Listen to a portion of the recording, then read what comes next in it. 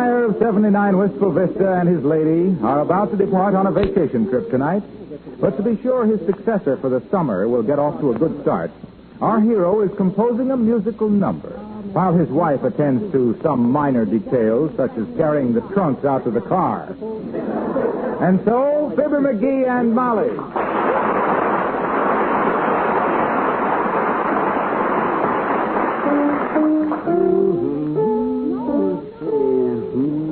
Better hold up that last diminuendo. Much too fortissimo for the allegro. Hey, Molly. Oh, dear. Oh. For the love of Mike, Molly, can't you throw them trunks around a little quieter? Can't you see I'm working? You're working. You betcha. Listen, my muscle-bound Mendelssohn. Suppose you leave that cantata flat on this arpeggio and give me a hand with this baggie. I can't do this all by myself. McGee, put that piano down and listen to me.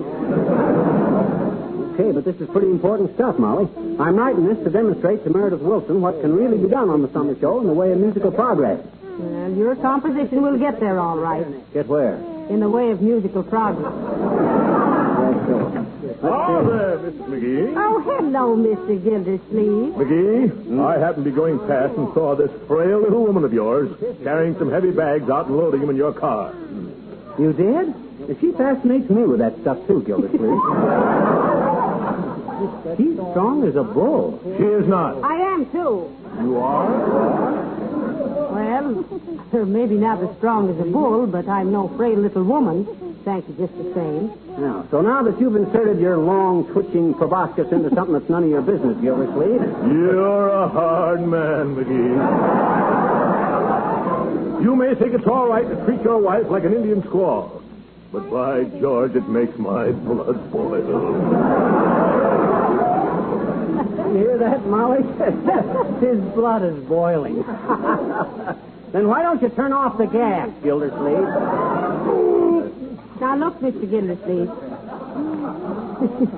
McGee is working on a very important musical arrangement for our summer show. Oh, I see. Well, in that case, I'll carry those things out for you. Oh, now, please, Mr. Oh, go ahead and let him, Molly. The exercise will do him good. He's getting a bay window on him that would seat 4 members of the Union League Club. That's very good, McGee. Very good. Huh? It is? Certainly is. Very humorous. Now, let's see. I'll carry out this grass suitcase in the canary. And What's come over old Gildersleeve anyway, Molly? A tin-horn sport with lead in his pants and a heart of gold. Hardly worth the effort. Yeah. I'd like to have the mineral rights in that guy. Oh, well, let's see now. I wonder what the musical notation is when you want the trumpet player to put the derby on. Let's see. Say, McGee, did you ask the phone company to shut off the telephone tomorrow? Yeah, but it wasn't necessary. They was going to shut it off anyway. Seems like I forgot to pay last month's bill.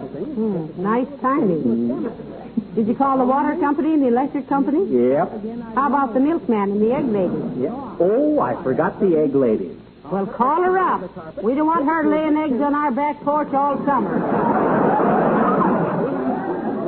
Oh, you do it, Molly. I've been interrupted too much already. Next time I try to write a symphony, I'll go hide in a cave somewhere. What for? Bloodhounds will track you down sooner or later, dearie. Oh, so you don't think I'm much of a musician, eh? Frankly, Why, Molly, that cuts me to the quick. I've got a tender quit. I always been interested in music. Why, even when I was a little kid, every time a band marched up the street, I'd tag along as fast as my little legs would carry me. Bandy Legs McGee, I was known as.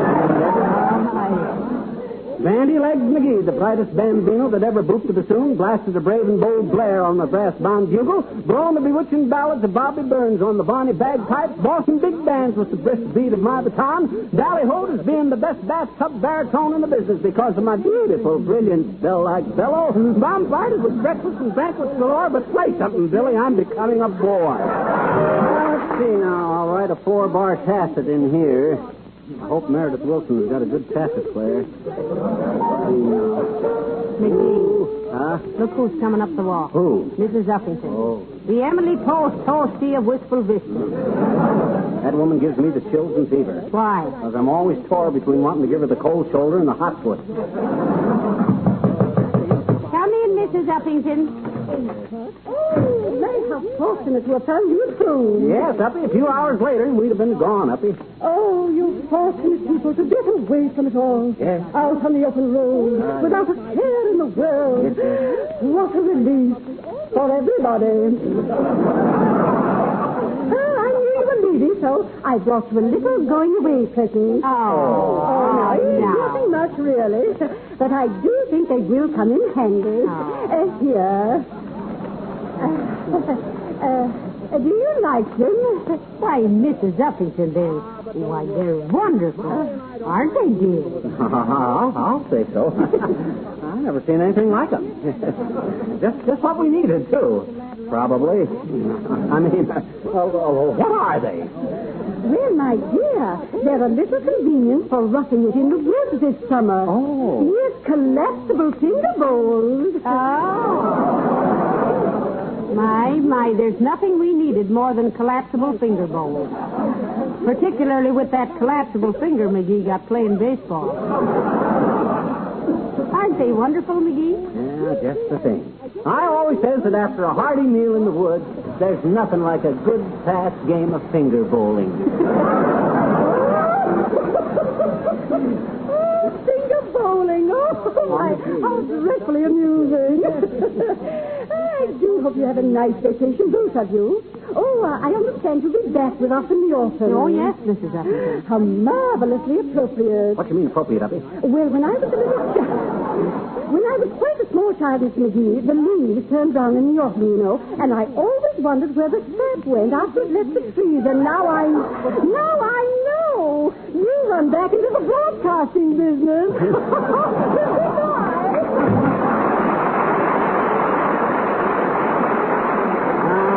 Good old Uppy. There's a woman after my own heart with a stiletto. Dad, Brad, Gildersleeve, can't you be more quiet with them trunks? How can I concentrate on my music with you banging and grunting all over the house? Well, I'm sorry, McGee. I'm sorry to disturb you. I'll be out of here in just a minute. Let's see. I better make a notation here. Anything happens, we're in Tipperary quick. Let's see now. Oh, hello there, Mr. Oldtimer. Hello, daughter. Hello, Johnny. Just wanted to stop by and say goodbye. Okay, goodbye. Goodbye. Goodbye. And Johnny, What? I don't need to beg you to take me with you on your vacation now. Oh, is that so? Well, why not? I just remember what I did with my own car. What'd you do? Park it in the wrong street last month? Nope, hid from the finance company under a haystack. Now, that's pretty good, Johnny. I fool every time, bud. I'll never forget the time in 26. One of them finance collectors hid in the rumble seat. The rumble seat. But I seen him duck into it, and I locked him in. Locked him in there. Just by the time he got out, I can squeeze himself in more places than a see, I don't think I ever did let him out. Yeah, I better go take a look.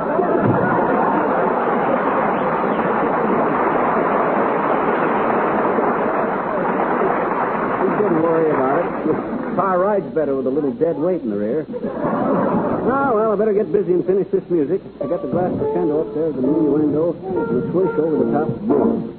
There, it's done. Molly, I just finished the greatest piece of American music since Grandpa got the asthma after swallowing the harmonica. I'll give you another. Hello, Fibber. Hello, Molly. Why, hello, Mr. Mims. Have a chair. Yeah, Billy, I want you to listen to a composition I just finished. I based it on an old melody called Kiss Me Again, and I'm calling it Don't Give Me Anywhere Your Lip, Baby. You want to hear it? Well, I'd love to, Fibber. But first, let me introduce an old friend of mine, Meredith Wilson.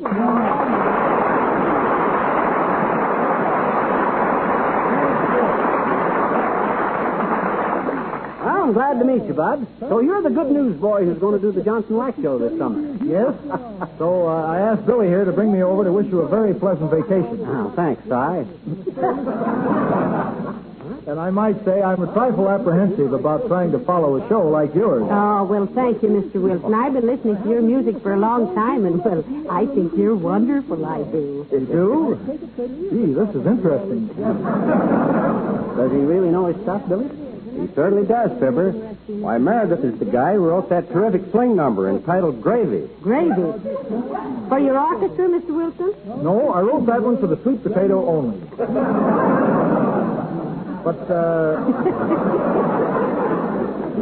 But let's hear your number, Fibber. Oh, shucks, fellas. It was written for a big 32-piece orchestra. As long as they only got a piano in here. Oh, now don't worry about that. I've got my boys right outside. Huh? They follow me everywhere. Oh, my. They must worship you. Not necessarily. This is payday. Come on in, boys.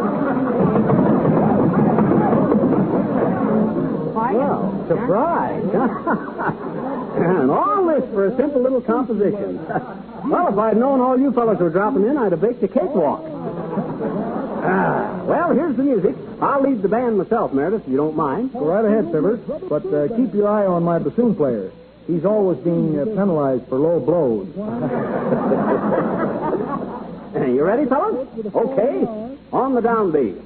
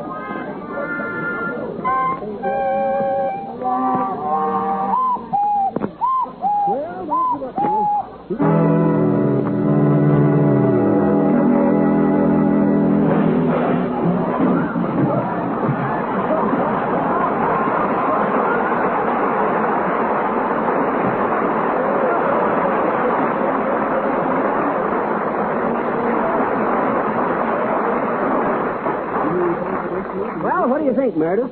Well, you remember what I said about being a little worried about following your show this summer, Fibber? Yeah. Well, I'm not worried now. Come on, boys. Come on, Bill. Have fun, folks. And good luck to you, son.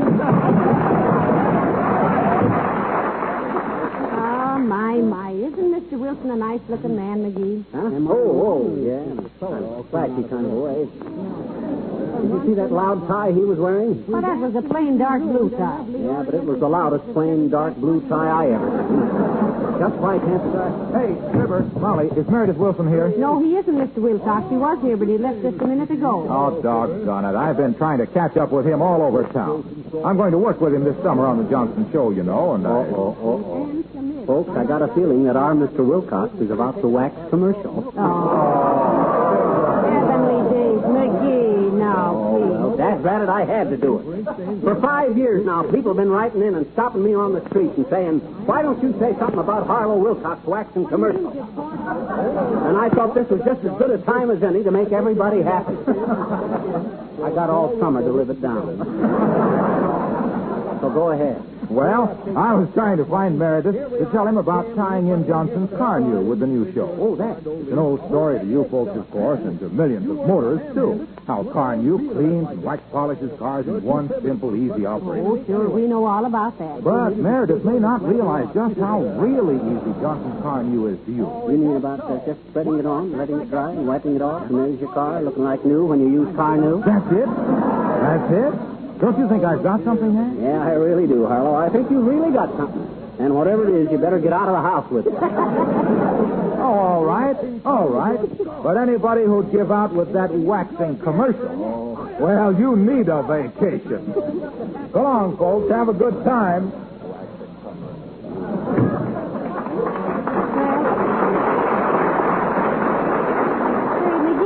Mr. Gildersleeve a hand loading the car so long as he's been so nice as to do all this. Oh, hello there, little girl. Hi, mister. Can I help you pack or put stuff in your car or anything to earn an honest nickel? Well, no, I don't believe so, sis. Mrs. McGee and Mr. Gildersleeve have got the packing pretty well in hand. Guarantee is your car loaded down. I bet your dears are going to have their teeth filled before you get back, I bet you. Well, I'll admit we're taking plenty of stuff, sis, but that car can take it. Yeah, and it can dish it out, too. All over the road. Okay, never mind the disparaging remarks about my car. It's in wonderful condition. Except I got to get them brakes fixed. Oh, no, you don't. They're all right. Who says so? My papa. What does your papa know about my brakes? He said you always had better brakes than you deserve. Oh, so he said that, did he? Well, you wait till I meet that. Hey, mister. What's wrong? On account of in honor of your going away on a vacation and stuff, I wrote a poem for you. Huh? You did? Mm-hmm. Well, I'm deeply flattered, sis. Let's hear this little sawed-off, send-off sonnet of yours. All righty. The title is... Mm-hmm. That was real, too. To Mr. McGee on the eve of his departure, or when the lowbrow hits the highway. Well, that's a very cute title, sis. What's the poem? Well, here it is, the poem. Mm-hmm. Though you'll be a rover till hot weather's over, don't fear that I will forget you.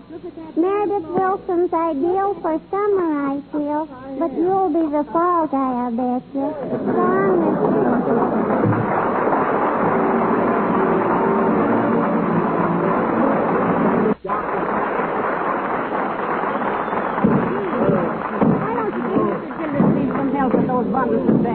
Okay, I'll help him. Here, Gildersleeve, let me take one end of that box. No, I'll handle it, McGee. I'm enjoying this very much. It gives me a real thrill helping folks like this. Just leave me alone, and I'll load everything in the car myself. Love, my neighbor!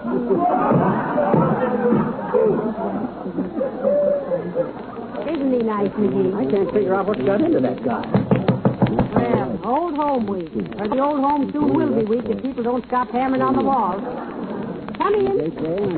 Ah, there, my dear. And good day to you, Tiddlywink. Hi, Boomer. What you got up your sleeve aside from a couple of spare aces? That's very good, Tiddletooth. Very good. You're as full of cracks as a corn crib. Yes, and as full of corn. Just heard you were taking a trip this summer. Thought you might like a couple of tickets to the World's Fair. Oh, isn't that wonderful? We'd love to have them. Thank you, Mr. Boomer. Not at all, my dear, not at all. Won't need them myself. Have a special invitation from the governor. Expedition, I believe they call it. Still a name for an invitation, isn't it? All right, how about these World's Fair tickets, Boomer, if any? Certainly, stopgap, certainly. Have them right here somewhere now where I put those World's Fair tickets. Here's a small whisk broom. I'm expecting a slight brush with the law. A half of a gold brick. Oh, yeah, have an appointment very shortly with a gullible midget. Large bunch of automobile keys. Going to give them an audition as soon as it gets dark. Check for a short beer. Well, imagine that. No World's Fair ticket. Too bad. You would have loved Chicago. Chicago? Why, that World's Fair has been over for 6 years. You don't say. Sure. Well, I must tell that to my Aunt Fanny. She's still saving up for her. Well, a pleasant vacation to you, my dear, and a bon voyage to you, short, swat, and squinty.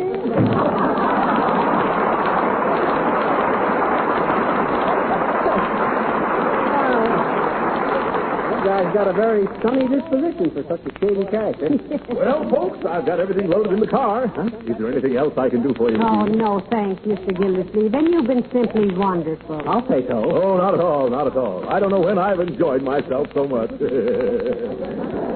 I'm sorry I couldn't do more, McGee. Hey, what is this anyway, Gildersleeve? How come you're so dead-ratted helpful all of a sudden? Oh, let's let bygones be bygones, McGee. Believe me, it's been a real pleasure to help you out. Huh? And I think I did a very good job of loading those bags and trunks and everything in the car.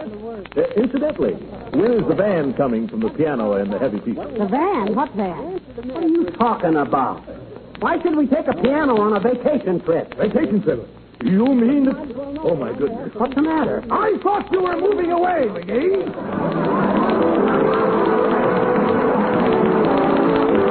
Thanks for listening to us all these weeks, and we'll be seeing you in the fall. Indeed. And we know you're going to enjoy a Meredith Wilson show for Johnson's Wax this summer. And although... Personally, I ain't going to miss the one because I'm really sensitive to good music. Yes, I do.